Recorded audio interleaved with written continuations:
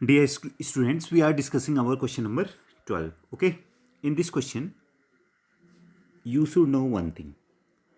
In a parallel combination, each bulb has the voltage equal to that of the main line, and the sum of the currents drawn by each bulb would be equal to allowable current. Okay, now at first we will find out the value of allowable current. In this question, we have power 10 watt.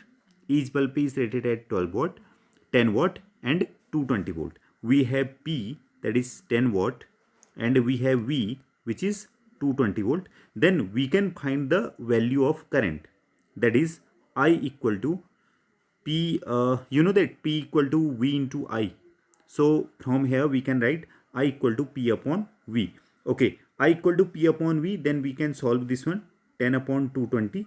By solving this, we are getting 1 upon 22 ampere. Okay, now listen carefully.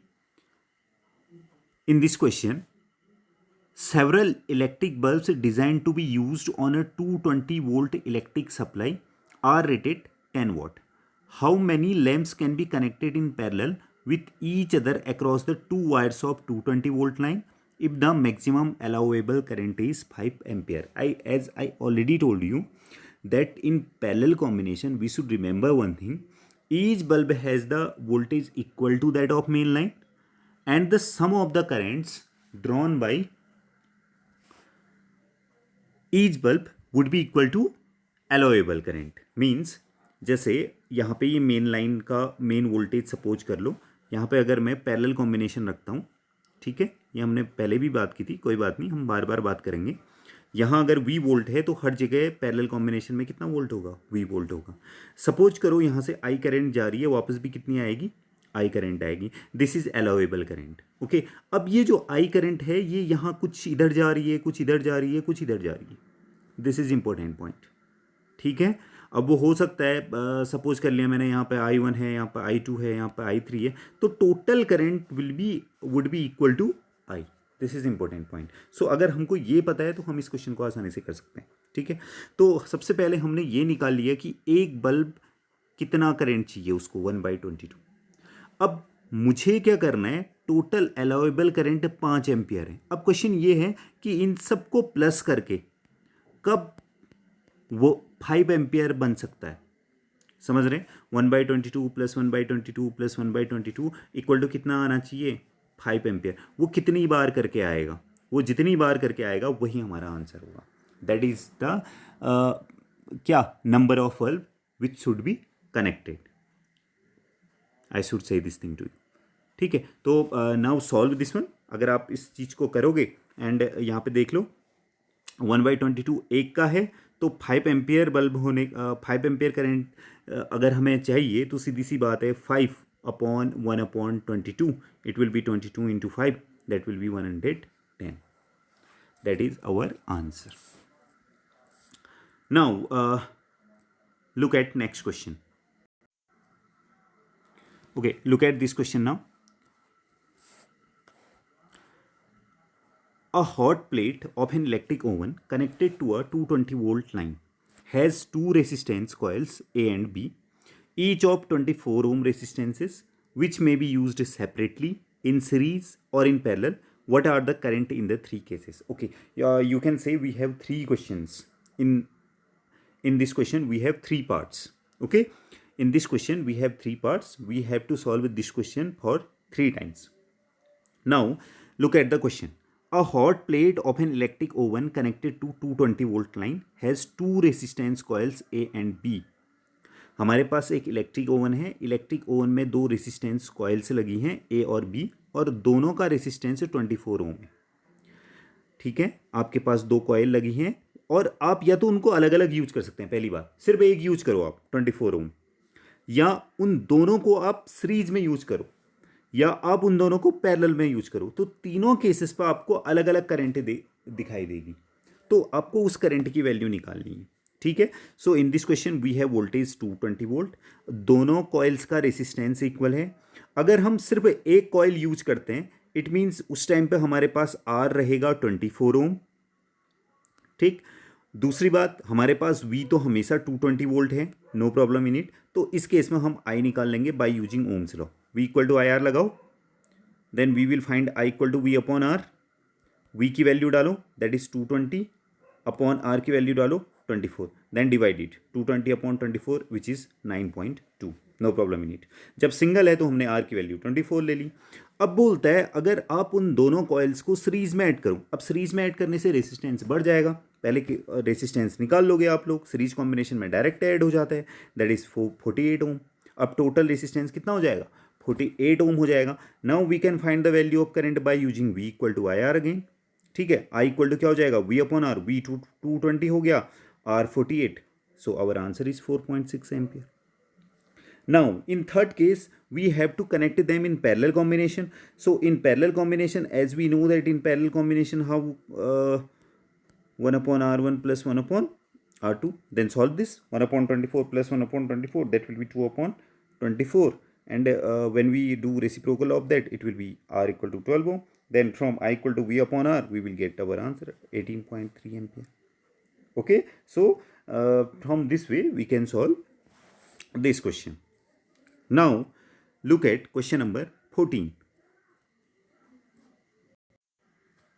Now, in this question, you can see here, compare the power used in the 2 ohm resistor in each of the following circuits. A 6 volt battery, in series with 1 ohm and 2 ohm resistor. Okay. A 4 volt battery in parallel with 12 ohm and 2 ohm resistor. It should be 2 ohm. Okay, remember this thing, it should be 2 ohm. Okay, 12 ohm and 2 ohm resistor. Okay, correct this question. So we will find power in each case. You can see in first case, what is question, there is a 6 volt, suppose this is 6 volt, and here two resistances which are in series, which is this is 1 ohm and this is 2 ohm, ठीक है। Compare the power used in 2 ohm resistor. तो हमने क्या करना है, तो 2 ohm resistor में इसमें देखना है कितना पावर कंज्यूम होगा, ये हमारा पहला वाला केस बनेगा, ठीक है। इस केस में हमने ये निकाल के देखना है कि इसमें कितना पावर कंज्यूम हो रहा है।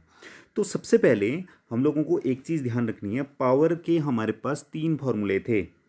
एक था P equal to V into I, as we know this thing. दूसरा था P equal to V square upon R, और एक था P equal to I square R. ये 3 हमारे पावर के फॉर्मूले हैं, इनको आप बहुत अच्छी तरीके से याद रखना, ठीक है। आपको मैं डायरेक्ट एक तरीका बता रहा हूँ कहाँ पे कौन सा फॉर्मूला यूज करना है। जब भी आपको सीरीज कॉम्बिनेशन में आंसर निकालना होगा, ध्यान से सुनना मेरी बात को, जब भी आपको सीरीज कॉम्बिनेशन में पावर निकालने को वो बोलता है, तो उस टाइम पर आपको ये ध्यान रखना है कि सीरीज कॉम्बिनेशन में क्या चीज़ कांस्टेंट रहती है। ये सीरीज कॉम्बिनेशन है, यहाँ पे 6 वोल्ट की बैटरी लगी है, सपोज दिस थिंग। तो जब यहाँ से करंट जाएगी तो ये यहाँ भी करंट उतनी ही जाएगी, यहाँ भी करंट उतनी जाएगी, यानी करंट सीरीज कॉम्बिनेशन में सेम रहती है। पोटेंशियल डिफरेंस यहाँ कुछ और होगा, यहाँ कुछ और होगा, ठीक है। सीरीज कॉम्बिनेशन में ये बात याद रखनी है। तो सीरीज कॉम्बिनेशन में क्या कांस्टेंट रहता है, हमेशा करंट कांस्टेंट रहती है। तो सीरीज कॉम्बिनेशन के क्वेश्चंस जब भी आपके पास होते हैं, वहाँ पे आपको पावर फाइंड आउट करना है। तो जिस फॉर्मूले में, इन दोनों फार्मूलों में से जिस फार्मूले में आपको करंट मिलेगा, वही फार्मूला आप यूज करोगे, ये वाला formula P equal to I square R. Series combination के क्वेश्चन में हमेशा पावर निकालने के लिए आप V वाला फार्मूला यूज नहीं करोगे, वो फार्मूला यूज करोगे जहाँ पे V नहीं है, क्योंकि सीरीज कॉम्बिनेशन में V लगातार बदलते रहते हैं। तो सीरीज कॉम्बिनेशन में हम कौन सा फार्मूला यूज करेंगे, आई square are.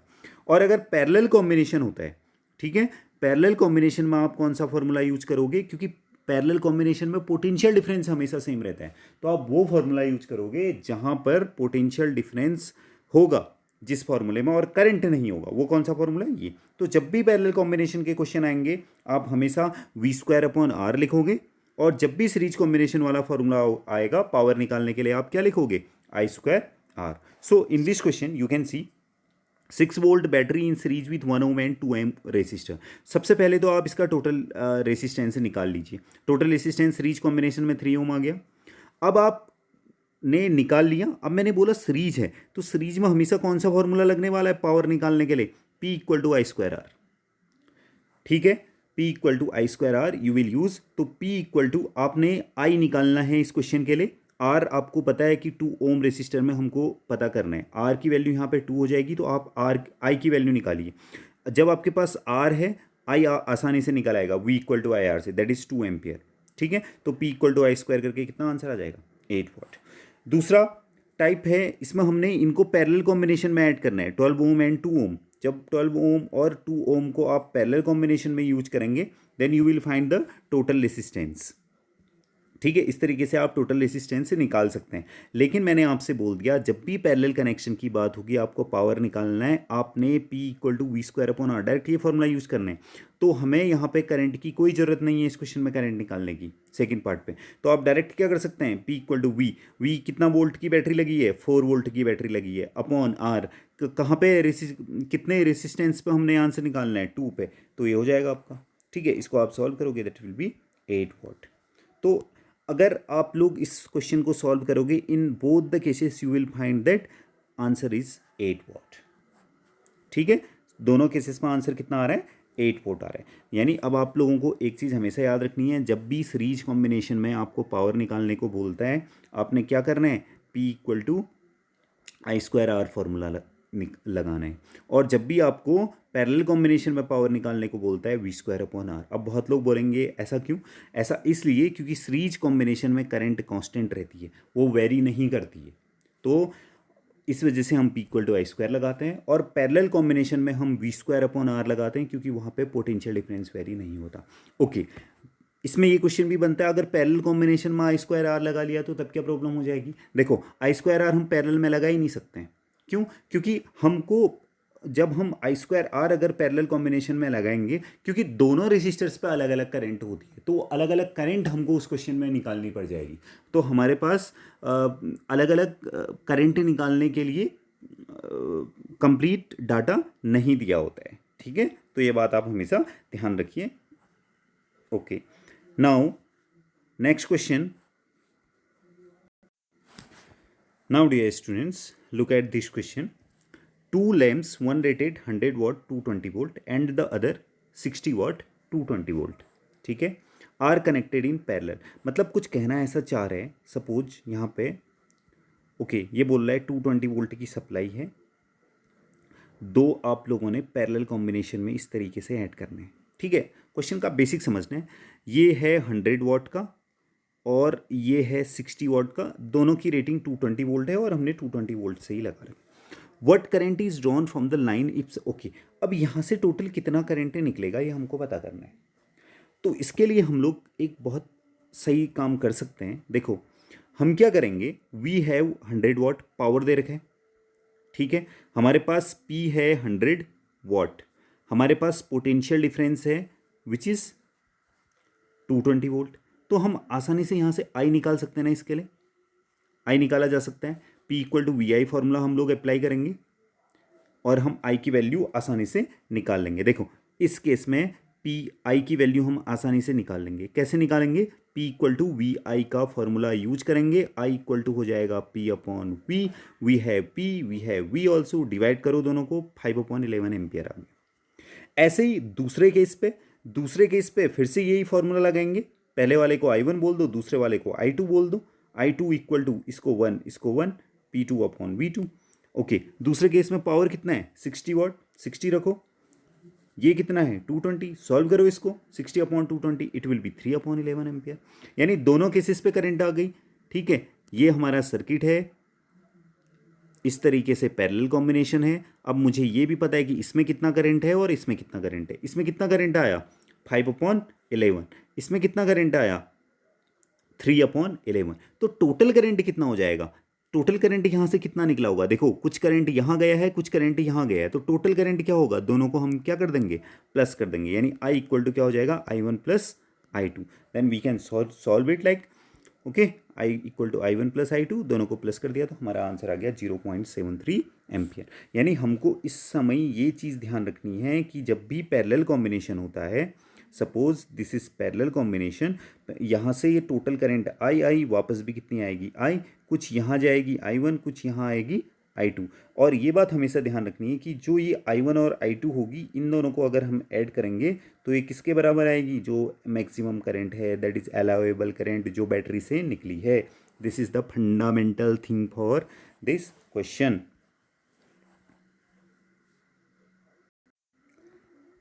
Okay, now question is this: which uses more energy, a 250 watt TV set in 1 hour or a 1200 watt toaster in 10 minutes? Okay, ये क्वेश्चन हमने 9th में भी किया था, अगर आपको याद हो, कोई प्रॉब्लम नहीं है। हमें पता है एनर्जी का फॉर्मूला होता है P/T, ठीक है, E=P/T। We will use this thing and we will get our answer कि दोनों में कौन ज़्यादा एनर्जी यूज कर रहे हैं। ठीक है, तो इसको कर लेते हैं। पावर दे रखा है वॉट में, टाइम यहाँ दे रखा है आवर्स में, ठीक हो गया।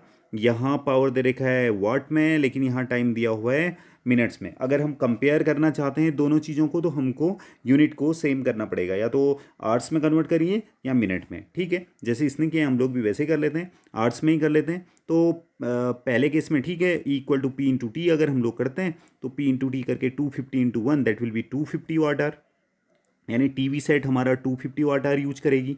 और टोस्टर का करने के लिए हमको इसके टाइम को आवर्स में कन्वर्ट करना पड़ेगा, और मिनट को आवर्स में कन्वर्ट करना हमें आता है।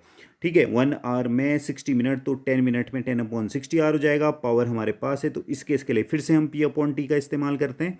P/T वी है P1200, टाइम दे रखा है 10/60, दोनों को मल्टीप्लाई किया तो 200 वाट आवर। ठीक है, तो दोनों केसेस पर आप लोग देख सकते हैं, पहले केस पे 250 वाट आवर, दूसरे केस में 200 वाट आवर, दोनों की यूनिट सेम है, वी कैन कंपेयर इट। तो यहाँ पे यानी जो टीवी सेट है यहाँ पे ज़्यादा एनर्जी कंज्यूम हो रही है, then we will say that TV set will use more energy. इसमें आपको सिंपल सी बात ये पता होनी चाहिए थी कि एनर्जी का फॉर्मूला क्या होता है, P/T, and we can get our answer. और ये बात ध्यान रखना है, अगर दो चीज़ों को कंपेयर करना है तो दोनों की यूनिट सेम होनी चाहिए। बिना सेम यूनिट के we can not compare two things. Okay, thank you.